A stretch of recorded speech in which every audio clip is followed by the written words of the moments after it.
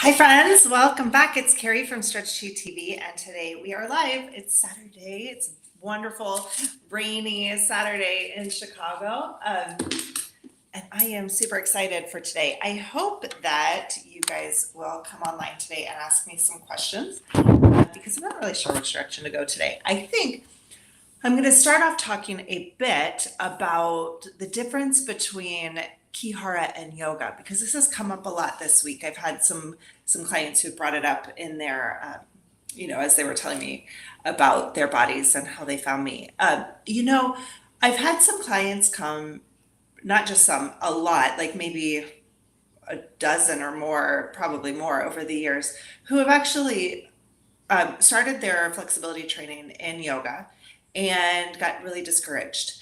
And that's unfortunate because then a lot of times people just quit. They're like, I don't want to do this, or my body doesn't know how to do this. Another one is people who just don't believe that flexibility training can be painless or easy, and it can. So I'm here to kind of change some of your paradigms about how flexibility works and how easy it is actually to become more flexible.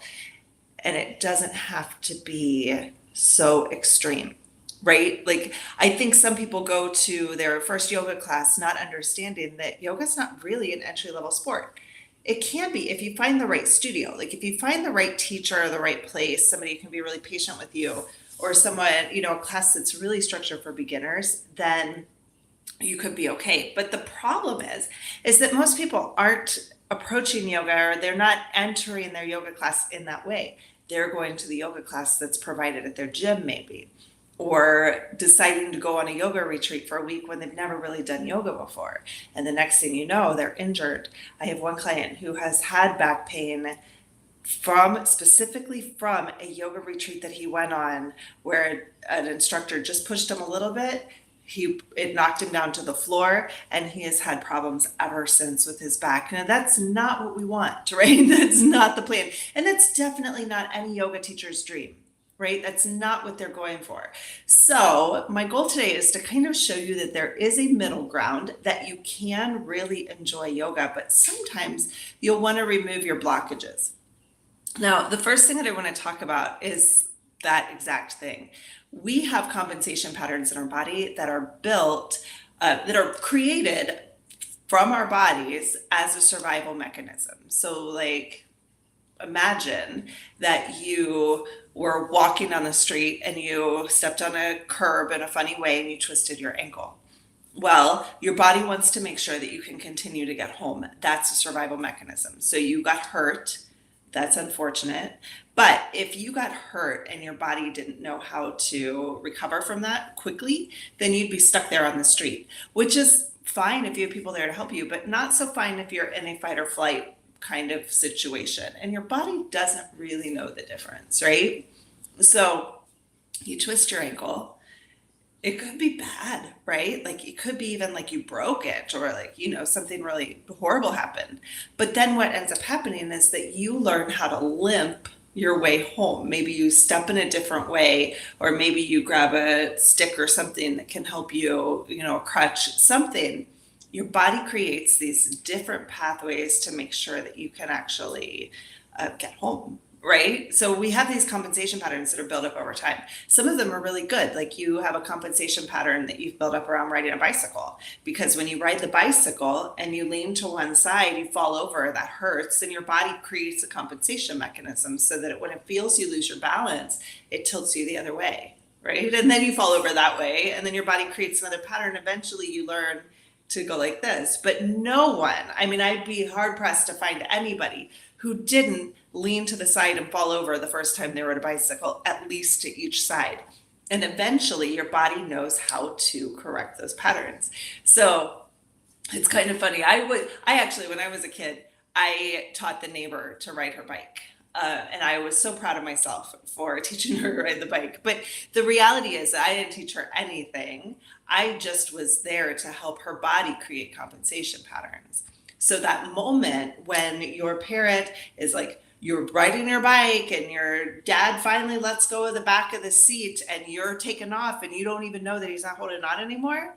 That's not that you learned to ride a bicycle. It's that your body learned not to fall over, right? So those compensation patterns stick with you forever. And they're really good in that kind of situation.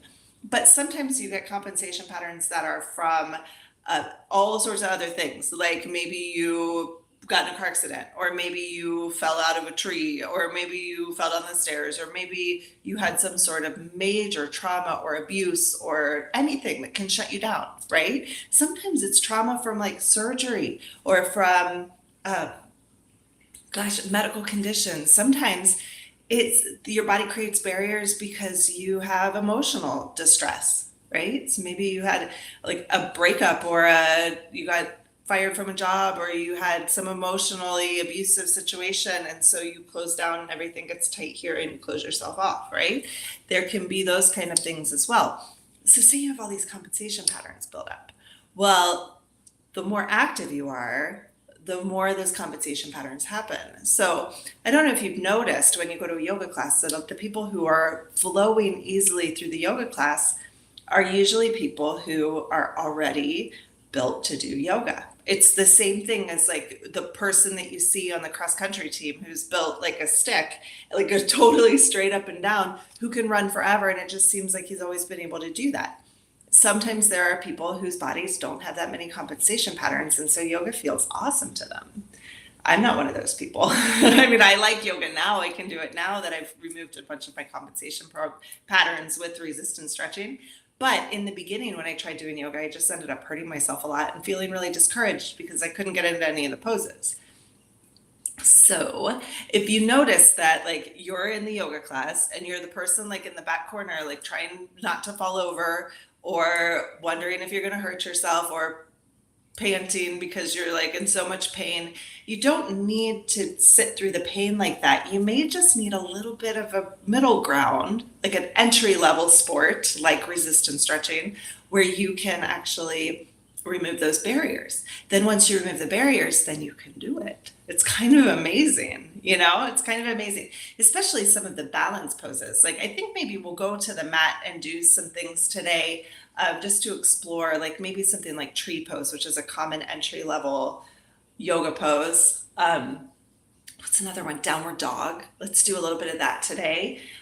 In my Saturday stretch video, which you'll find on my page for today, is pigeon pose, how to do pigeon pose. Pigeon pose is a really complicated stretch that is also very often put in a beginner's class. So that one might be a fun one for you to watch that video. So we'll do tree pose, we'll do downward dog. What else could we do that would be a good one? You know, I'm thinking of like I think it's called moon pose or half moon, where you're like sticking one leg out and bringing one leg up into the air, one arm up into the air, and that's one that I always see people trying to do, and I'm just like, you have no business doing that stretch, right? So let's see how we do, and for the sake of time, we'll just start with tree pose and go from there, okay? So I'm going to flip cameras here, so let me do that, and I'm going to get this one gone. So there I am. Oh, I'm a little crooked. Let me just uncrooked the camera real fast because that's annoying. Sorry about that. That's better. Okay. So tree pose is one of these funny poses where you look like a tree, right? So you are balanced on one leg, you have the other one open here to the side, and you're putting your foot against your inner thigh. And that's the root, like not the roots, your feet are kind of the roots of the tree. Your leg is like the trunk of the tree. And sorry, I get an allergy shot. I'm in the midst of allergy immunity shots. And I'm a little allergic, right? Hi, Tommy. Hi, you want to do tree pose too? You do? Look how big his tail is. Sometimes it hits him right in the head. Sometimes it does. Okay, so you've got your trunk, you've got your roots on the floor, and then you actually like grow your branches, and then you hang out there for a while. Now, I used to really feel uncomfortable in this pose, and I feel like I'd fall over, and it was a big deal. It's just balance, really, and it's just about bringing harmony. So actually, I find myself sitting like this, or standing like this a lot, just when I'm talking to people, because it feels really good. I feel really safe and comfortable here. It doesn't feel like I'm straining or uncomfortable. Now, I don't do yoga, so it's not like this is something that's come to me because I've done years and years of yoga. No, it's all resistance stretching. And trust me, this wasn't always the case. So what we can actually do to build up this tree pose and to get a little bit more balance is to add a resistance stretching routine that can create balance and flexibility and harmony in your legs so that you don't feel like you're gonna fall over so much, okay? So we'll just do a few stretches, just a few, to open up the back of our legs here, our inner thighs, and see if we can find a little balance. And then what you may find is that pose is a little bit easier for you, okay? Once you remove the barriers, then you can stay in that pose for a very long time. All right, so you'll lay on your back. Bring your right leg up, hold your head with your right hand, and take your left arm across the shin of your leg. So it's my right leg and my left arm, and I'm gonna grab the outside of my foot. And then I'm gonna turn this knee in towards my elbow. I'll kick down for strength. So I'm contracting the muscle. This is where the resistance stretch starts. So I've resisted with the muscle, it's contracted as much as it can. I'm gonna keep that contraction just enough that it slows me down. And I'm gonna pull with my arms so that I'm bringing my leg up over my my left shoulder. And this stretches out the outer hamstring right here. And then you kick down for strength and up for stretch. And I've got my knee turned so that it's over my sternum. I'm not letting my knee come out away from my body, it's staying crossed over my body. And it's an up and down stretch. I'm resisting the whole time.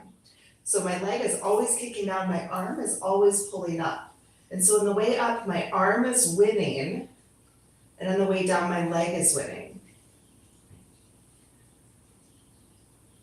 And you just go back and forth just like that, maybe 6 or 10 times, okay?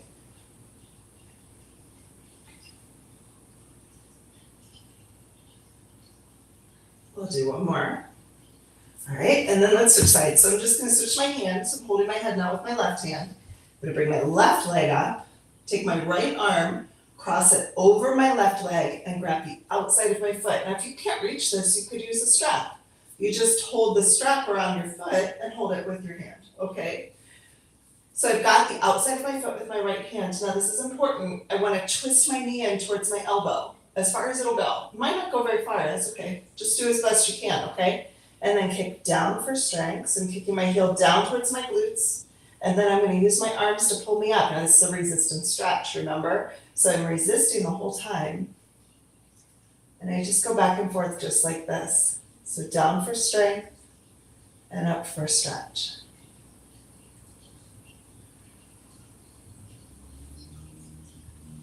Now, in yoga, there are plenty of stretches that we'll get at this outer hamstring. But a lot of times that stretch is either a static stretch, right, where you're just holding it, which doesn't build strength, okay? So it doesn't really help you in that sense. Or you end up in a pose where you're really trying to balance, right? You're trying to find your balance. And that would build some strength, but only if you can hold your balance in that position. If you can't keep yourself up in the pose and all you're doing is trying to not fall over, then you might not be getting the benefits that you need. So doing something a little bit easier like this, where you can really focus on just the one muscle, finding the pattern, then you'll get it. And then eventually yoga can be something that you do and enjoy.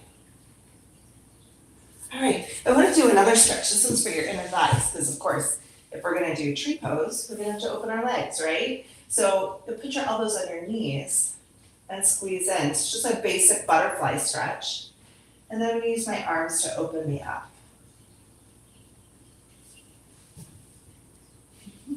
I can hear the cats somewhat. I don't know where they They're very silly today. I don't know if you can hear them. Let me scratching on something. So I'm squeezing in, this is strength training. I'm using my arms to slow me down. And then I'm using my arms now to open me up, but there's still resistance. So again, a way to focus on your inner thighs in a very specific and focused way without having to do all these extra things. So like I said, sometimes you just need a little bit more of an entry-level sport, right? Entry-level flexibility class. That doesn't mean that resistance stretching can't be incredibly complicated, because it can also be very complicated too. But I think most of you who are interested in resistance stretching or who are finding me are people who are looking and searching for a flexibility program that's going to be effective for you and not painful. And so often people are told, like, well, you just need to stretch. Or you might go to physical therapy and get the stretches that the physical therapist sends home for you. And then you're like, I can't even do these. Like, these stretches, not only do they hurt, they don't feel effective, nothing's happening. I'm just doing this thing, like I'm going through the motions, but like I feel blocked. That's how I felt. So if you're doing stretching and you're like, I feel blocked, like I don't feel like any benefit is happening when I do this motion, then resistance stretching could be really, really productive for you. Hi, Bubba. What are you doing? Hi, Sarah. Is it you scratching all over? I saw your twist tie, but I don't know where it went. Twist ties are her favorite thing. Ah, here it is. Now she's eating, but we'll save it for later. All right.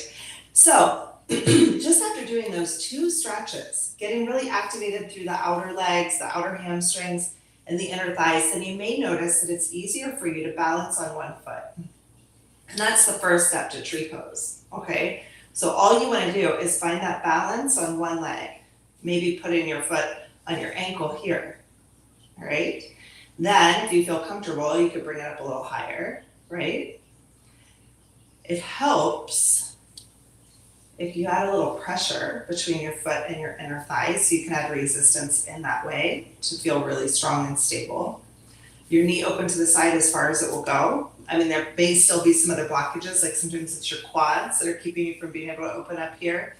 Sometimes it's that the inner hamstring is trying to take over for the outer hamstring, so that inner hamstring may be engaging, which is kind of giving you a little bit of instability, okay? So that could be happening too. And then we can try the other leg too. So plant your right leg and then see if you've got the balance. Like, just kind of play with that and see if you've got it. It could be that your yoga pose here, your yoga practice is just this, right? And then you don't beat yourself up about the fact that you can't get your leg up in the air. You just kind of practice like this. Then maybe to here, right? If you don't have this leg opened up all the way, then it could just be bringing your leg up a little bit and building that strength in the other leg. And then maybe eventually bringing it higher and higher. She doesn't even care. Can you even see her? You can't even see her. Anyway, and then bringing the other leg up as high as you can here and finding the resistance by pushing your leg into your inner thigh and squeezing with your inner thigh into that foot. Finding the balance in that way. Keeping this hip up in a way that feels really good to you, okay? Finding your balance. And then eventually trying to explore with your arms. Another thing that they do in yoga class, they'll close their eyes. And that one really, like as soon as you close your eyes, you're really challenging your balance, okay? All right, so that's one. I would love it if you had any questions, feel free to ask for sure.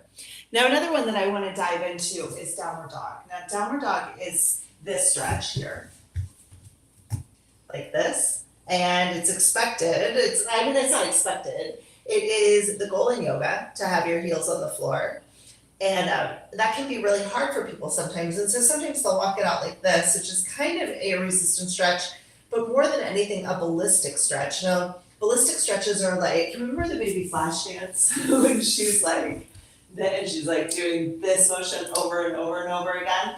That's the bouncy type of stretching that was really popular in the 80s is actually really dangerous for your muscles because it just rips them apart. It's like you're creating all these little tears. And when you do, when you stretch, like obviously trauma in your muscles isn't going to be helpful. Not at all. Your muscles actually really love when they feel safe and protected. Now, I tell people all the time, muscles have the kind of brain, like muscles react in the same way as dogs, right? They're very similar to dogs. If a dog loves you, it's happy, it'll let you like throw it all around and rub your belly and scruff its neck, and like a good dog that feels really safe in your company will basically let you like smother it. Like it doesn't even matter, you can do whatever you want.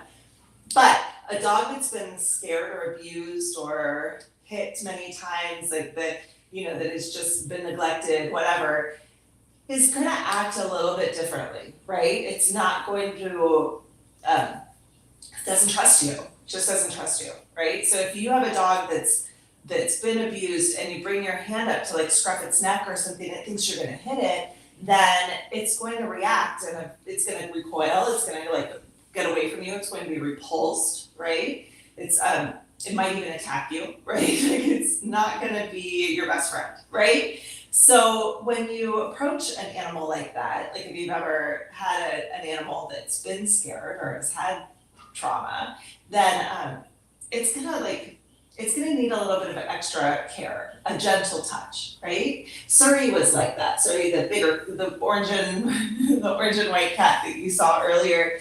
When I got her at the pound, she was just a kitten.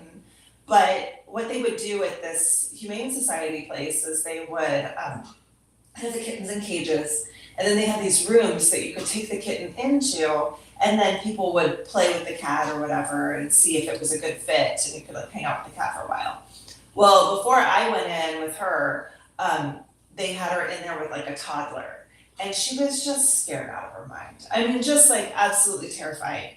And when I went in with her, she hid under the bench. I was in there with her for about 45 minutes when she finally came out. I mean, I had tuna fish, I had toys, I had everything. It took her a long time to come out to see me. And then of course when she did, it was like, forget it, I'm taking this cat home. I cannot put her back in the cage.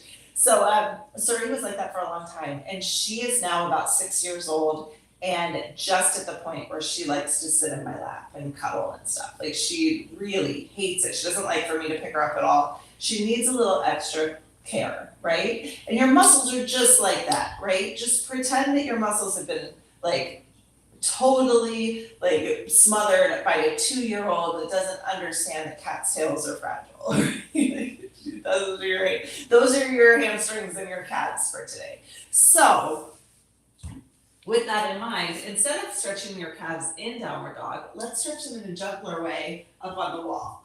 So I'm just gonna stand a little bit away from the wall so that I can put my weight into my arms. And I've got my arms kind of in a triangle shape like this along the wall. And what I'm gonna do is push my arms into the wall and with kind of an upward motion so that I'm pushing my feet down to the floor.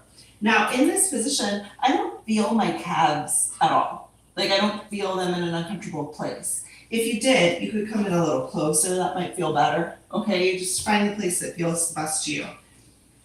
And then from here, I'm gonna continue pushing with my arms, and then I'm gonna let my heels overpower me. I'm gonna come up onto my toes. So I'm kind of recreating that pigeon pose motion, but in a safe way, right? I don't have my entire body weight to support me or to challenge them. So now I just push up and down. So I'm pushing up for strength, and then I'm gonna do a resistance stretch by using my arms to overpower my legs and push me down. And if I do this a few times, I'll start to notice that I feel a little like warmth and a little tug in my calves. That's all it is. That's a good resistance stretch. It's actually incredibly effective.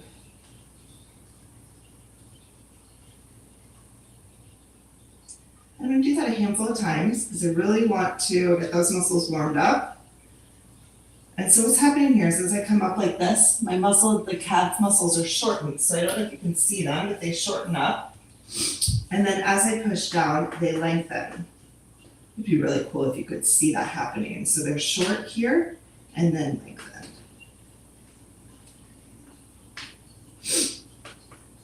All right, and then I'm so sniffly. I'm so sorry, you guys.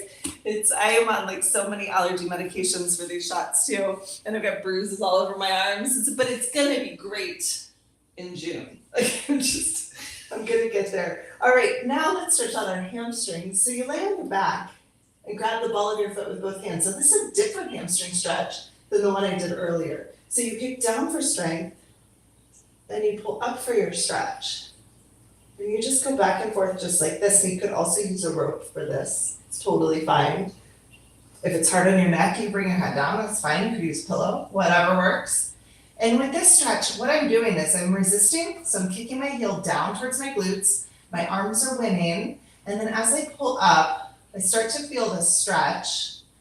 It feels productive and good, and then at a certain point, it just doesn't feel good anymore, and then I kick back down. Okay, so I'm not taking my leg into an uncomfortable position. I'm taking it into a very comfortable, nice way, in a nice position. So I kick down for strength and up for stretch.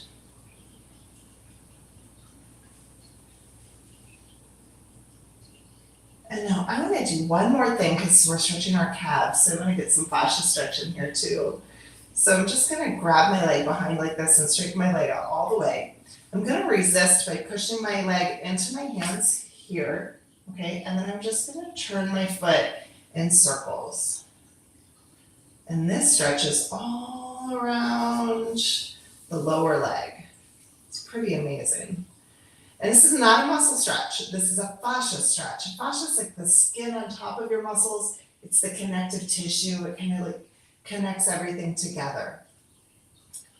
And so as I'm doing this, it's kind of like fascia is kind of like this like thick webbing. It's like a mucus. It's like a spider web kind of. It all like it's these little fibers that all come together. But the cool thing about fascia is that it's like you can actually pull it apart. It's kind of like it's all connected, but it's also like this gooey mess that you can kind of pull and tug and move around. So it's actually really easy to stretch it. But if you're not flexible, like if you have a lot of dense fascia, like especially around your calves, then that move will be a really small movement. And then it'll be really hard for you to do things like downward dog without doing some extra work before you do it. Okay, so tight fascia is actually, it's really fascinating. It's kind of like a wetsuit, or it's kind of like a skin that's under your skin. And if it's tight in one place, that like say my calf on this side is tight, that tightness here could be pulling my shoulder down on the other side. Like there's like these patterns that go all around the body. So it's really cool and very important to stretch your fascia. So if we do the other side, I'm just gonna grab my left leg with both hands, kick down for strength and up for stretch. And just go back and forth just like this. So I kick down for strength and up for stretch. Stretching this hamstring out. Remember, you just go as far as feels good to you. It doesn't have to be a lot. When I first started stretching, I was maybe like here. It was really tight. So I just go back and forth just like this. It's going to be very effective for you. Okay? Small range of motion is important. And nothing ever should feel painful. Okay? Nothing we do here should feel painful. If it does, there's more to work on. Okay? I would say that if you're having trouble with these stretches, then maybe doing a little like head first into resistance stretching might be a good plan for you. One way to do that is through my 2x2 program, which I have them all at the end of my videos, like at the end of the there's like an end card at the end of the videos. I can also find the link and put it in the chat for this one after we're done here, but you can find it on my channel. It's called Stretching Habit in 2 weeks, I think. Anyway, it's great. It's got a green, all my other videos are red, or blue, this one's green. Okay, so it's really easy to find on my channel. That one takes you through a 2-minute video every day for 2 weeks, and they're very simple stretches that you don't even have to get on the floor to do. You could do them like at work, at your desk, anywhere. It's super simple. Okay, so try that one out. The other thing that's really great is my Stretch T 101 course on Thinkific. That course is about $10 a month. It's I think $9.99 a month. It's so great because it starts you from scratch with really simple dynamic stretches, adding resistance stretching each week and like telling you about the stretch, how it works, really teaching you, like instructing you through it. And then each week you just add a little more skill on. So the workouts seem to get harder. I mean, they're technically, if you look at it on paper, they get harder, but because you're building yourself up, every video feels about the same. Before you know it, that Stretch Sheet 101 is 4 months long. It's 16 videos.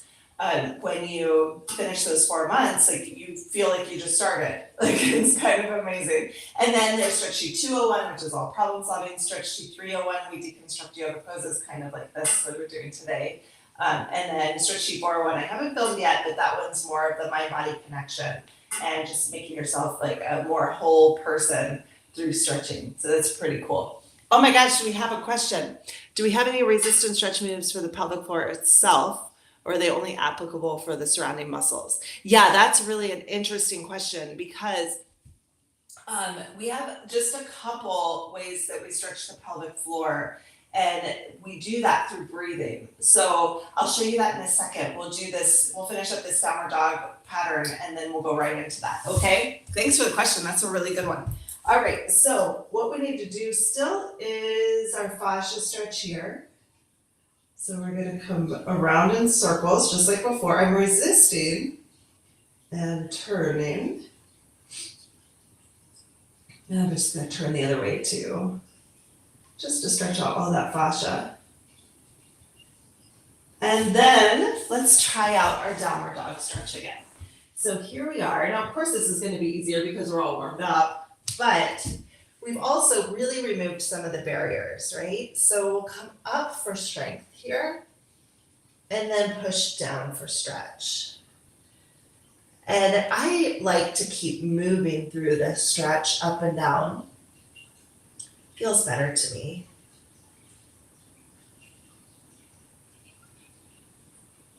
To get that nice stretch through my calves.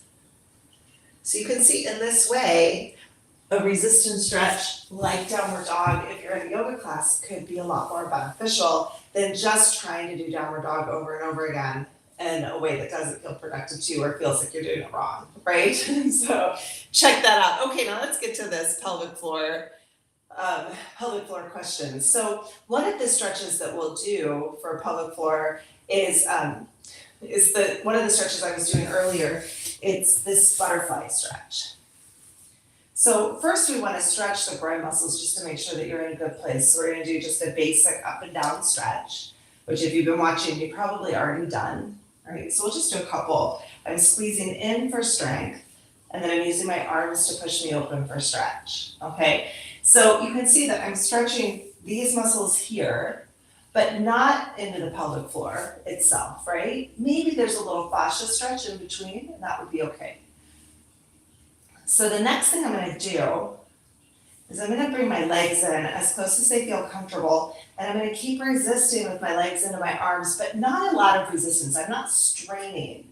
I'm just making sure that my legs are still getting some protection here. Okay, I want to keep that activation. And then what I'm going to do is take a nice deep breath into my low pelvis. And when I do that, everything here is going to drop down and kind of bear down. Now, I can do this without breathing. It's like I'm pushing, can you see my belly? I'm pushing my belly down. It's like I'm trying to fill a basketball up with air into my lower abdomen. So I'm going to take a deep breath in, bear down in that way, and then exhale. I'm going to resist with my legs, and then I'm going to use my breath and that bearing down motion to create a stretch from, it's like I'm stretching from the other direction. Okay, so a nice big inhale, and then exhale.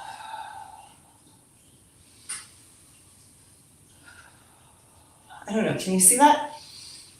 Kind of. Now the next thing you can do is try to fill up that big basketball into your pelvis, okay?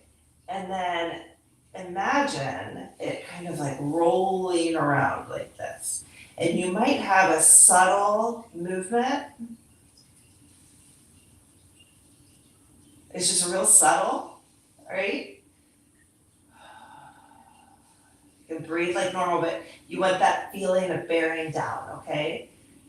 Do you understand what I mean by that, I hope? And then you could spin it the other way. Now again, this shouldn't be painful, all right? So just do what feels good to you.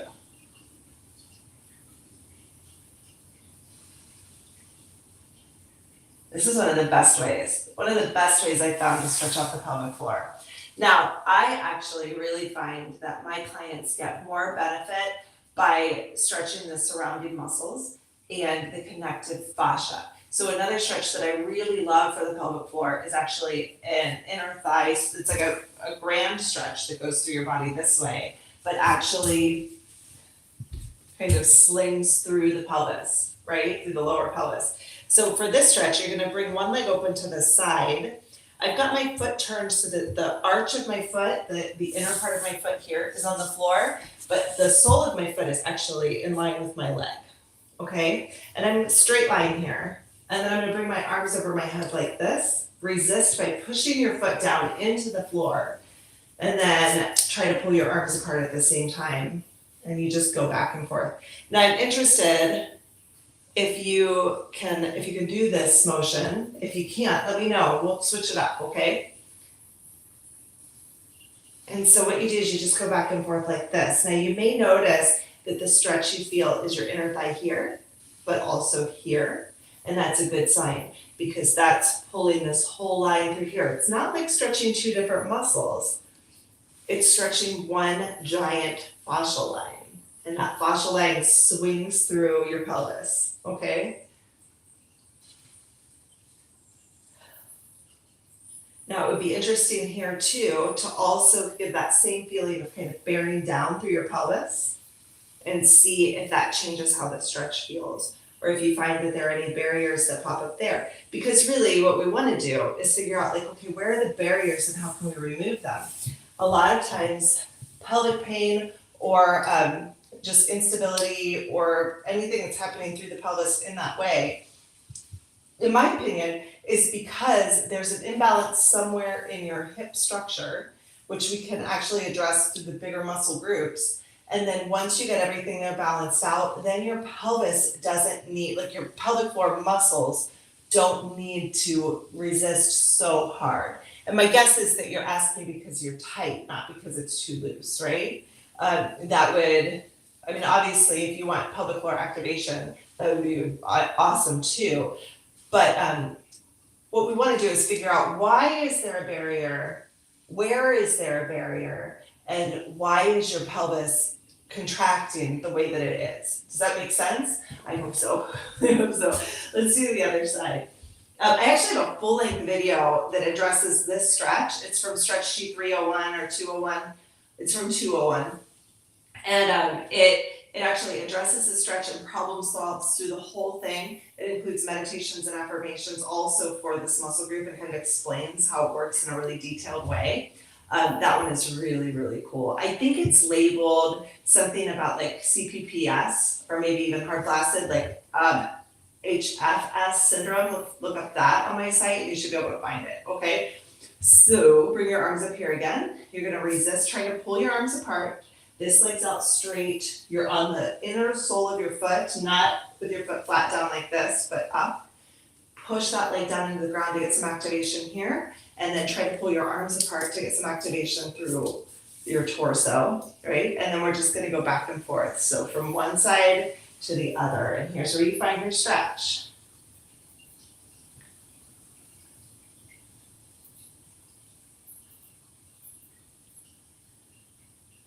Yeah, I'm interested, Truly, if that answered your question. Did that help? Yeah, that one stretch is really one of the best ones for actually like getting into the pelvic floor muscles. But some other really good ones. This one, of course, the Psoas stretch is very important for pelvic floor and any, just health of your pelvis in general. So I'll show you that one next too.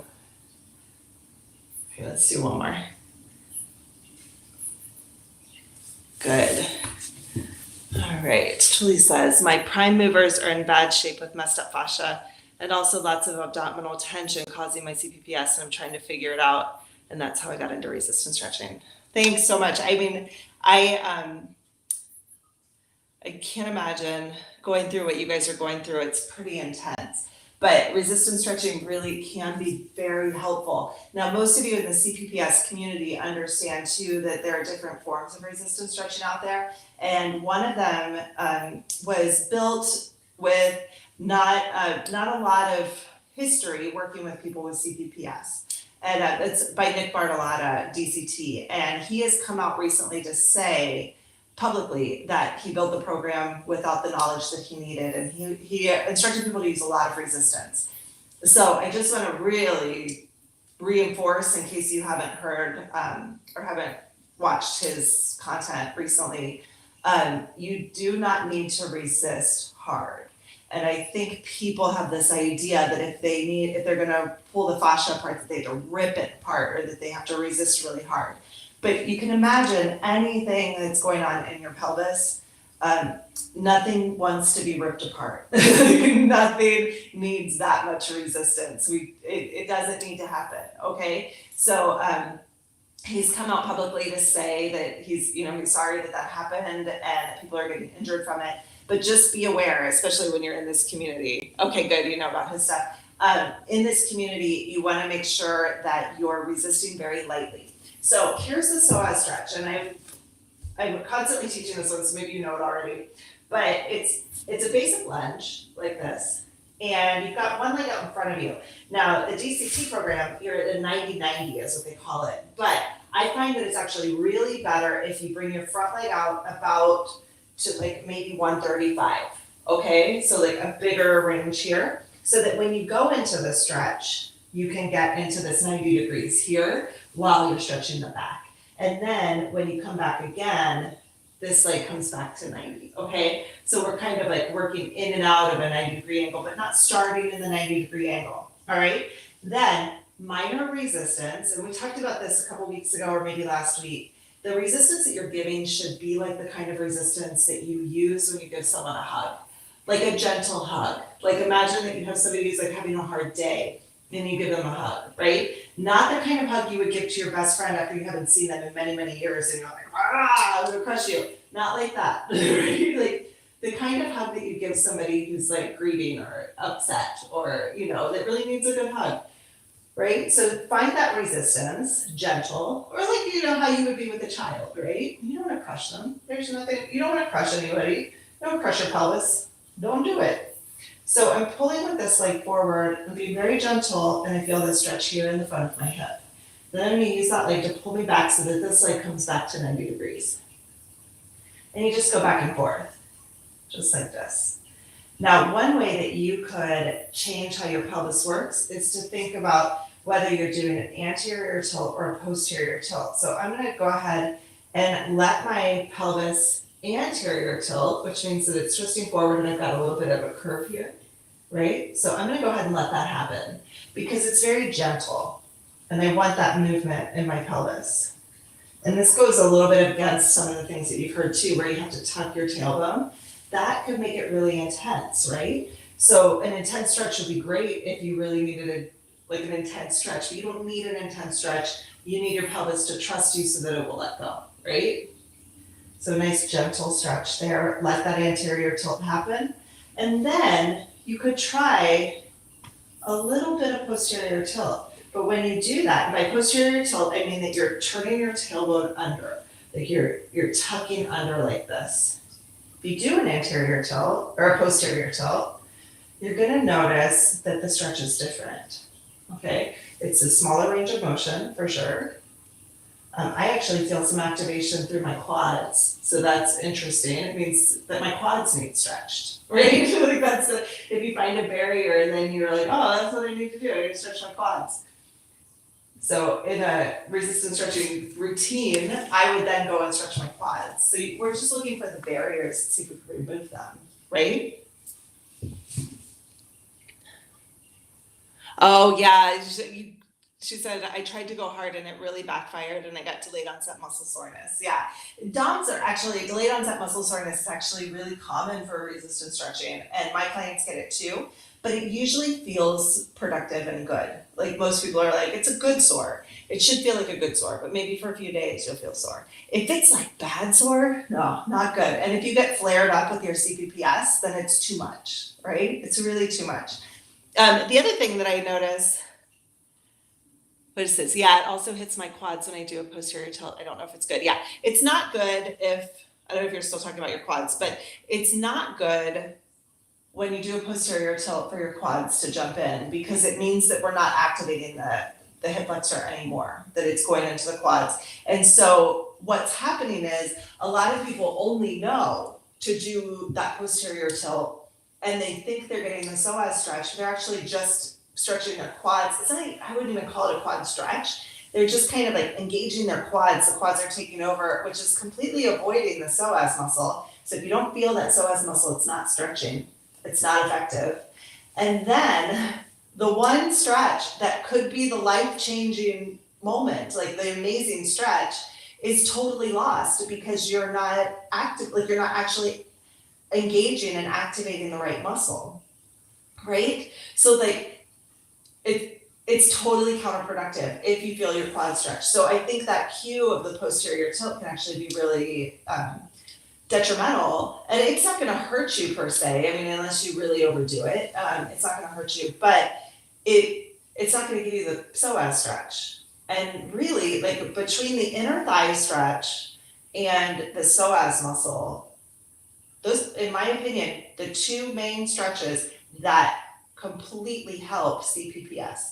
Well, I have clients who have CPS who have been symptom-free for quite a long time, and if they have a flare-up, it's like an hour or two of uncomfortableness. It's not days of flare-up. So like, I know what we're talking about, and I know that the gentle way to go is much better, and also understanding what you're supposed to feel, which is a learning curve for sure. Understanding what you're supposed to feel and then addressing that as it comes up is huge. So I would say, yeah, isolating the quad is incredibly hard with the psoas. Isolating the psoas is hard with the quad interruption. So let's do a little bit. I have time, so let's do a little bit of work on that. Let's grab some sort of cushioning for your knee, and we're going to go to the wall and stretch out our quads. Now you probably know this quad stretch too. You put your foot up against the wall like this, and then come into a lunge. You know this one, yeah? So you're going to push your foot into the wall and come forward for strength, and then back for stretch. Now here's where that posterior tilt would be really helpful, because we want to get that quad stretch, right? We really want to find it. So back and forth, just like this.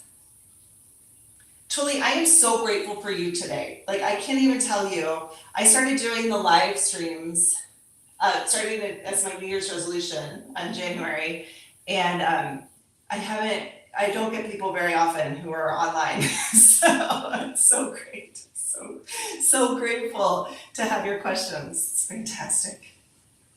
All right, so now let's go ahead and switch sides. So bring your hands down. You'll put your knee on the mat and your foot against the wall.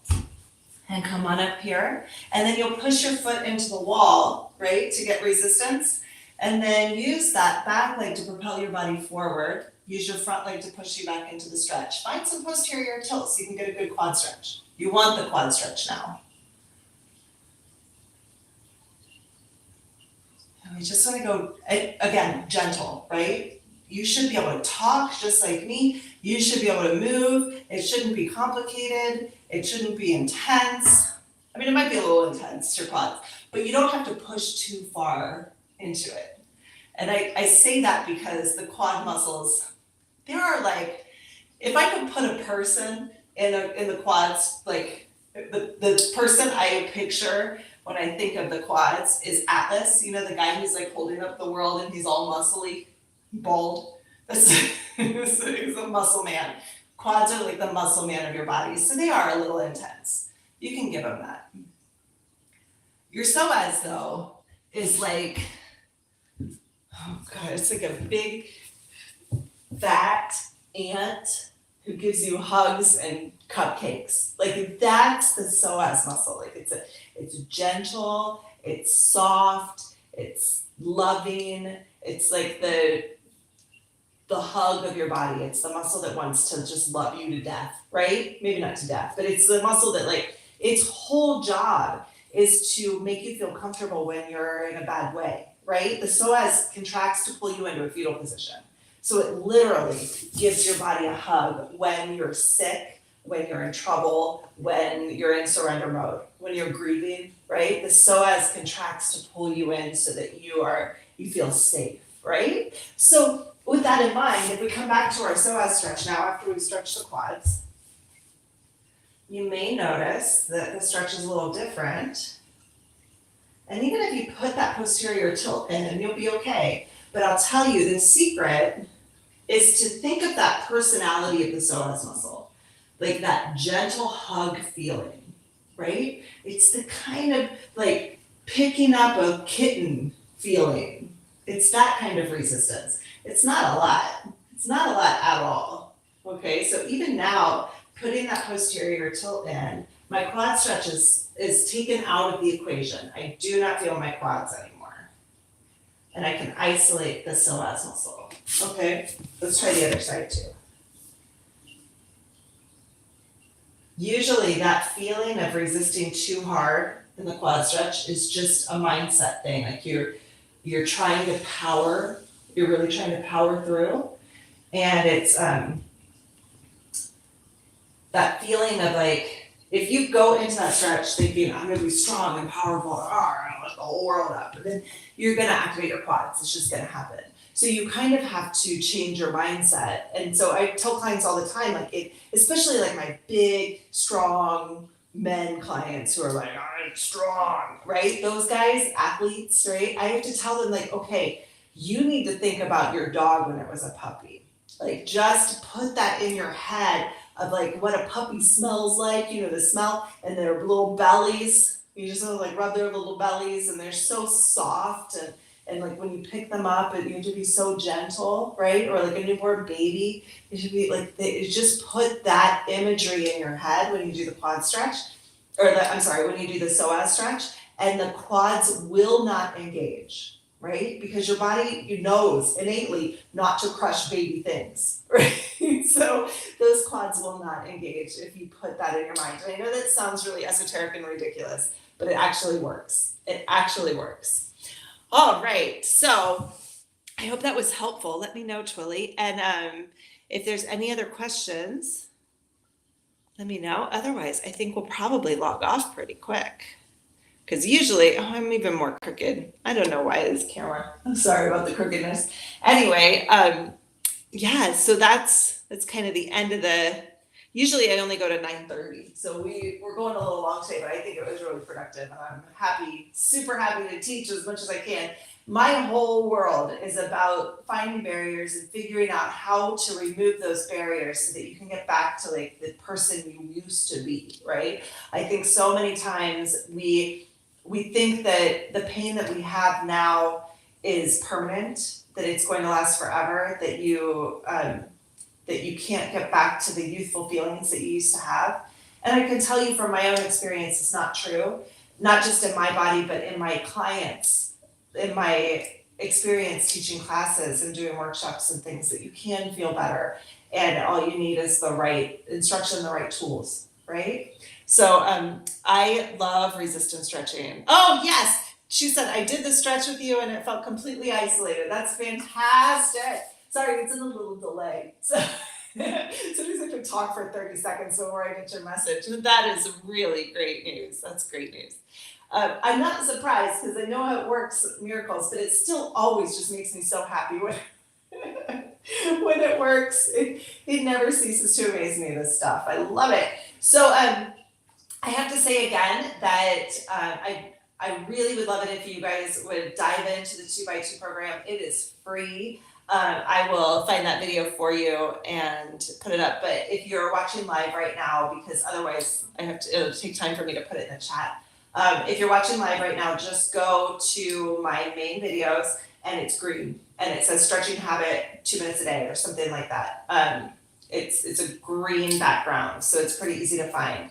Click on that, you can learn about it, and then all you do is sign up. It's an email thing. I only send emails out on Saturdays usually, unless I'm doing a promotion or something, but that's pretty rare because I always forget to do promotions. But you'll get the Saturday stretch videos in your email, but you'll also get the 2x2 program, which is 2 minutes of stretching that you can do anywhere for any level that you get in your email box every day for 2 weeks. And it builds this entire program of stretches that you can do at work, you can do at the grocery store, you can do them if you're a runner or something, you can do them at the park.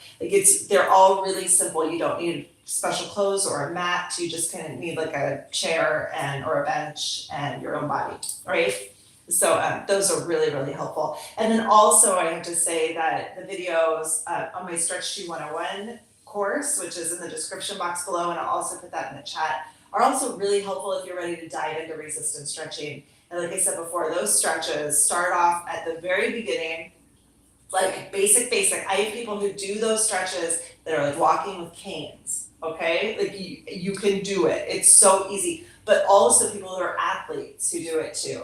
Now, there's, in Stretch 101, this actual stretching portion is really only about 20 minutes a day, or you do it, there's one video each week, but you do that a couple times during the week, and then you get the next video the next week. It also has breathing exercises with affirmations that help get you into a parasympathetic nervous state, which is your rest and digest mode. That's where your body can heal. And it kind of like tries to pull you out of fight or flight mode, which is incredibly important, especially for you guys who have CPPS. Like that seems to be one of the major causes, is that fight or flight. And when you do get into fight or flight mode, that's where the flare-ups happen. So we gotta pull you out of fight or flight, get you more into rest and digest so that you can heal, okay? So that's there. And then at the end of class, we do a Shavasana where you lay on the floor and I guide you through a short meditation. Those are usually about 5 minutes long. It's not too much. So the whole thing in itself is about 30 minutes. We do those a couple times a week. And each week you just get stronger and more flexible. And before you know it, you're doing really complicated things. So it's pretty awesome. So I'll put that link in the chat too. And I think we'll stop there today. I'm so grateful for all of you guys who showed up today and for all of you who are watching after the fact. And I guess my time's up. So I will see you guys next time. Thank you so much for being here. Bye-bye.